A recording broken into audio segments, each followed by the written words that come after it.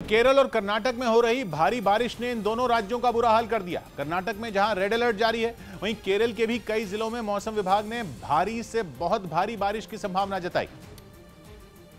लेकिन इससे पहले ही केरल के कुछ जिलों में कई घंटों तक बारिश हुई, जिसकी वजह से लोगों की परेशानी बढ़ गई। सबसे ज्यादा असर एर्नाकुलम में हुआ, जहां बारिश ने कई इलाकों को पानी में डुबो दिया। शहर की तमाम सड़कों पर कई फीट पानी भरने से गाड़ियों की रफ्तार थम गई। पेट्रोल पंपों पर भी बारिश के पानी का कब्जा हो गया। वहीं एक बस स्टैंड के पास खड़ी कई मोटरसाइकिलों के पहिए भी डूब गए। बारिश का पानी कई मकानों में भी घुस गया। इस तरह की तस्वीरें बेंगलुरु से भी सामने आई, जहां कई इलाकों में हुई मूसलाधार बारिश ने लोगों को मुश्किल में डाल दिया। इसी बारिश के बीच मुख्यमंत्री बसवराज बोम्मई ने कई इलाकों का दौरा भी किया।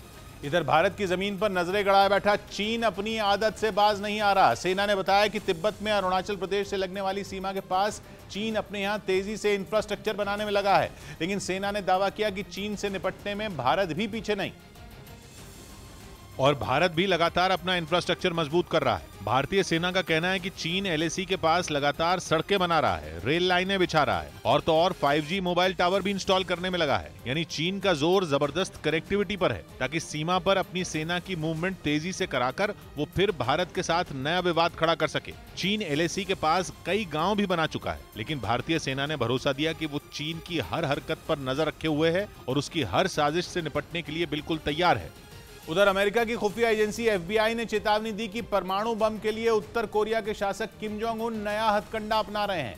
FBI के मुताबिक उत्तर कोरिया के IT कर्मचारी किम के परमाणु हथियार कार्यक्रम में अपना योगदान देने के लिए राजधानी प्योंगयांग में बैठकर दूसरे देशों से नौकरी लेने की कोशिश कर रहे हैं और आरोप है कि वो ये सब अपनी पहचान छिपाकर कर रहे हैं, ताकि उन देशों की कंपनियों को ये ना पता चल सके कि वो उत्तर कोरिया के नागरिक हैं और वो इसका फायदा उठाकर परमाणु बम के लिए किम के काम आ सकें। यही नहीं, FBI का दावा है कि उत्तर कोरिया के वो नागरिक विदेश की कंपनियों के लिए डेटिंग ऐप से लेकर दूसरे ऐप भी तैयार कर रहे हैं, सिर्फ इसलिए कि वो किम की मदद कर सकें। कहा जा रहा है कि जो पैसा ये लोग कमाते हैं उसका ज्यादातर हिस्सा उत्तर कोरिया की सरकार को जाता है, क्योंकि उसे विदेशी मुद्रा की सख्त जरूरत है। बताया तो यहां तक जा रहा है कि उत्तर कोरिया के जो IT कर्मचारी चीन और रूस में मौजूद हैं, वो पश्चिमी देशों में नौकरी पाने के लिए ये झूठ बोल रहे हैं कि वो दक्षिण कोरिया, जापान और एशिया के दूसरे देशों से ताल्लुक रखते हैं।